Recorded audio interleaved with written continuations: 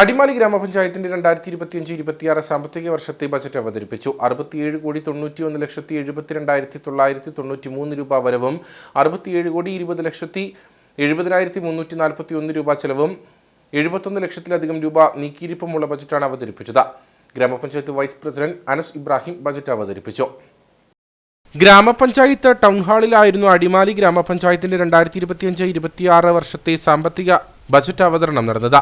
ഗ്രാമപഞ്ചായത്ത് പ്രസിഡന്റ് സൗമ്യ അനിൽ, മറ്റ് ഗ്രാമപഞ്ചായത്ത് അംഗങ്ങൾ, ഗ്രാമപഞ്ചായത്ത് സെക്രട്ടറി നന്ദകുമാർ, വിവിധ ഉദ്യോഗസ്ഥ പ്രതിനിധികൾ തുടങ്ങിയവർ ബജറ്റ് അവതരണ യോഗത്തിൽ പങ്കെടുത്തു.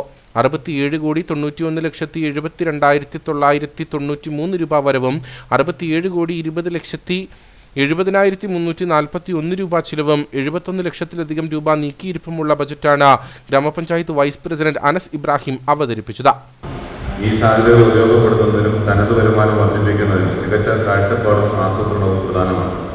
കാർഷിക മേഖലയിലെ പ്രതിസന്ധികൾ മൂലം കർഷകർ കുറഞ്ഞിരുന്ന സാഹചര്യമാണ്. ശക്തമായ പ്രോത്സാഹന ആശ്വാസ പദ്ധതികളിലൂടെ കാർഷിക മേഖലയെ പിടിച്ചു നിർത്തേണ്ടത് അനിവാര്യവുമാണ്. അത്തരം പ്രവർത്തനത്തിന് ബജറ്റിൽ ശ്രദ്ധിച്ചിട്ടുണ്ട്.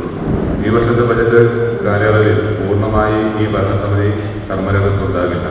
ഡിസംബർ മാസത്തോടെ പുതിയ ഭരണസമിതി അധികാരത്തിൽ വരും. 2 ഭരണസമിതികളുടെ കാലത്തേക്കുള്ള ബജറ്റ് എന്ന പ്രത്യേകത കൂടി ഈ ബജറ്റിനുണ്ട്.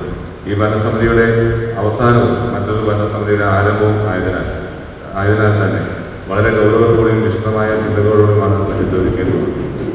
അവസാന ഘട്ടത്തിൽ പരമാവധി പ്രവർത്തനങ്ങൾ നടത്തുക എന്ന ഭരണസമിതിയുടെ ആഗ്രഹവും തുടക്കം മികച്ചതാക്കുക എന്ന വരാനിരിക്കുന്ന ഭരണസമിതിയുടെ ആഗ്രഹം ഞാൻ മുന്നിൽ കാണുന്നു.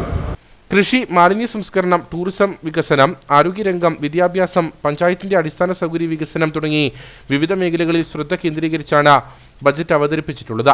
അടിമാലിക്കായി സമഗ്ര മാസ്റ്റർ പ്ലാൻ തയ്യാറാക്കി കോൺക്ലേവ് 2024 ഉയർന്നു വന്ന വിവിധ ആശയങ്ങൾ നടപ്പിലാക്കുമെന്ന് ബജറ്റിൽ പറയുന്നു.